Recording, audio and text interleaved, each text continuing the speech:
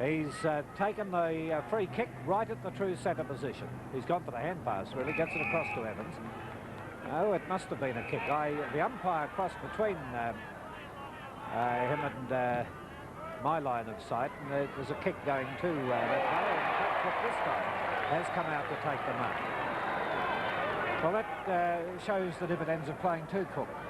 Well, there's no doubt about that at all. If Bob Hurt is too far behind, obviously Fred Cook would probably outmark any other defender in the Preston team. Well, he'd outpace him in leading too, of course. No doubt about that.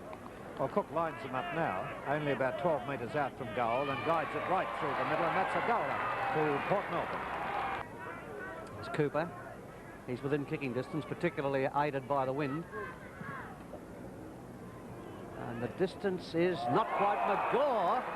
Oh, that's going to be hard to beat the mark of the day. Yes, that could be the Gillette mark of the day. It was a beauty down there, right near the goal post. McGaw from practically point-blank range. There it is, and it's a goal. Your goal.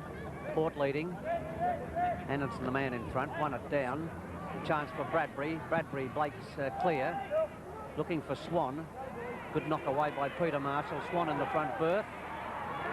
Coming to assist as Mark on. Marks. And the push in the back. Free kick to Marks at Preston. He's between the half-forward line and forward pocket.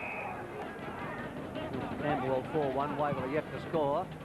That's what I meant by the breeze. It's drifting it in just enough, and that's a goal. By our co-commentator. And so it's White now, kicking the ball to the right-hand side, the forward pocket, and coming out as Hallis taking a good, strong chest mark.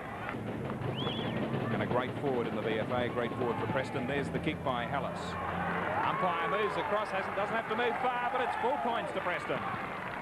Ross, who hasn't been in the team that much of late through injury, comes up towards the half-forward line. Here's the opportunity for goal sneak Anderson. Anderson now screws it back over his head towards that centre half-forward zone, and that was O'Reilly coming in to take the mark. He can judge the flight of a ball well, this fellow. Right in front. And there it goes on its way right through the middle. And that takes Port Melbourne on to 2-4. Camberwell 7 goals 3 to Waverley 1 goal down at Toorak Park, 45 points to 6. Whilst here it is Preston 4 goals and Port Melbourne 2-4 on the Olympic Tyres scoreboard, with Hallis lining them up from 35 to 40 metres out.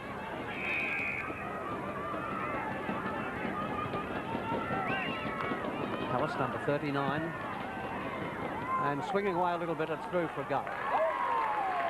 Right, well, that takes Preston on to 5 goals straight, and Port Melbourne 2 goals 4. 38 of Preston out of the back pocket to Bob Hurd.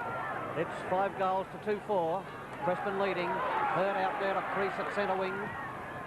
Driving into attack, and it's all Preston. Hallis will kick the distance. It's not a long ground. And Hallis the big chance to goal again for Preston. The kick, plenty of distance. And he's got the required accuracy. Another goal for Preston. O'Reilly from the wing position drives it across, held up there by the breeze. Freddie Cook flies high. He can't take the ball, but Wilkinson snaps it up now, lines up the goals in towards the umpire, and it's 4 points to Port Melbourne. And there they go, leaning on one another. Hurd getting the knockout over his head, but a kick sees the ball up towards the half-forward line as the siren goes to end the first quarter. And a good lead there to Preston. They're 6 goals straight with Port Melbourne on 3-4-22. Comments from Bill Jacobs. Undoubtedly Preston's quarter. They attacked from the centre, although they were beaten in the centre by Swan, but they got the ball out of the centre more so than did Port Melbourne. Their half-forward line and forward line played pretty well. They were too tall for the Port Melbourne defenders. I'm yet to be convinced that Preston are going to take this game out. We'll see what happens in the next quarter, but all in all, Preston's quarter, they played well and they kicked accurately. Ted Henrys. Well, I think Preston started off very well, Phil, in a very entertaining first quarter of football.